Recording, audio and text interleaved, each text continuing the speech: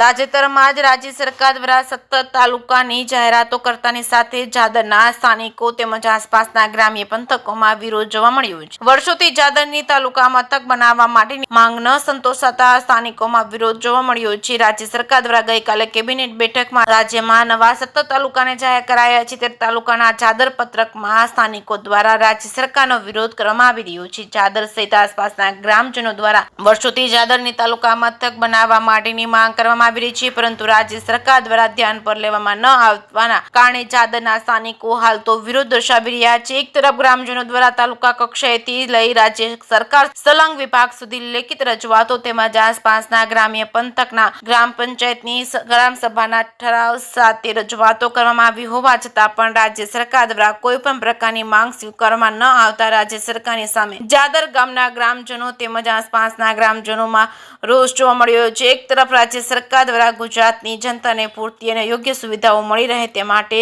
17 નવીન તાલુકા જાહેર કરવામાં આવ્યા છે, ત્યારે વર્ષોથી માંગ કરી રહેલા જાદર વિસ્તારના લોકોને જાદર તાલુકા મથક ન આપી માંગ ન સ્વીકારતા હાલ તો રોષ જોવા મળી રહ્યો છે, પરંતુ આગામી સમયમાં સ્થાનિક ગ્રામજનો તેમજ આસપાસના ગ્રામ્ય વિસ્તારના લોકો દ્વારા ઉગ્ર વિરોધ દર્શાવવા માટે ચીમકી ઉચ્ચારવામાં આવી છે। જેકે ગુજરાતી સાથે અશોક નાઈ, સાબરકાંઠા। ગિરીશભાઈ, આજે જે બેઠકનું આયોજન કરવામાં આવ્યું હતું, બેઠકની અંદર શું ચર્ચા કરવામાં આવી, ખાસ કરીને કયા મુદ્દા પર આ બેઠક? આજની બેઠક ગઈકાલે ગુજરાત સરકારે જે 17 તાલુકા જાહેર કર્યા એમાં જાદર અમારા તાલુકાની અમારી લગભગ અમે છેલ્લા 20 વર્ષથી માગણી કરીએ છીએ। એમાં પણ 2021થી દરેક ગામના ઠરાવો સાથે અને દરેક ગામના સરપંચો, ભારતીય જનતા પાર્ટીના કાર્યકરો સાથે અમે સરકારમાં જબરજસ્ત રજૂઆત કરવા છતાં પણ અમને તાલુકો નથી મળ્યો।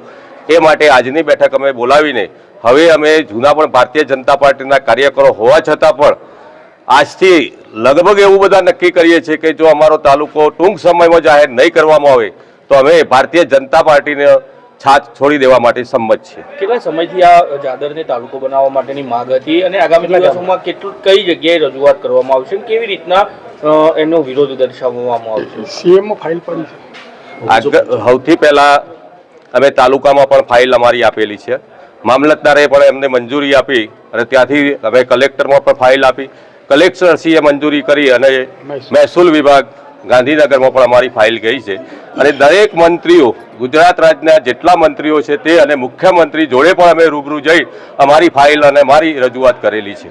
કેટલા વર્ષથી આ માગણી? અમારી માગણી આમ તો જૂની છે, પહેલા 2000 જ્યાં શંકરસિંહ વાઘેલા હતા એ વખત પણ અમારી માગણી હતી, એ વખત વડાલીને આપ્યો અને જાદરને અન્યાય કર્યો હતો। ત્યાર પછી 2021થી અમે સહન આના માટે એક ઉગ્ર આંદોલન સ્વરૂપે અને દરેક વિભાગે દરેક કાર્યકરો સાથે રહી અને આ જાદરને તાલુકો મળે એના માટે અમે પૂરેપૂરો પ્રયત્ન કરેલો છે, પણ અમને કેમ સમજાતું નથી કે અમને તાલુકો કેમ ના આપ્યો અને જેને ખરેખર માગ્યા નથી અને જે હજી તાલુકાના યોગ્ય નથી એવા ગામડાને તાલુકો મળી ગયો છે તો સરકાર એની વોટ બેંક માટે આ કરે છે કે પબ્લિકના સેવા માટે કરે છે એ હજી અમને સમજાતું નથી। આજે શું કરવાના તમે? રમણલાલ વોરાને બી? હા, હવે અમે અમારા ધારાસભ્યને, કારણ કે તાલુકા જે થતા હોય છે એમાં ધારાસભ્યનો વજન વધારે હોય અને ધારાસભ્ય જે કહે એ થાય।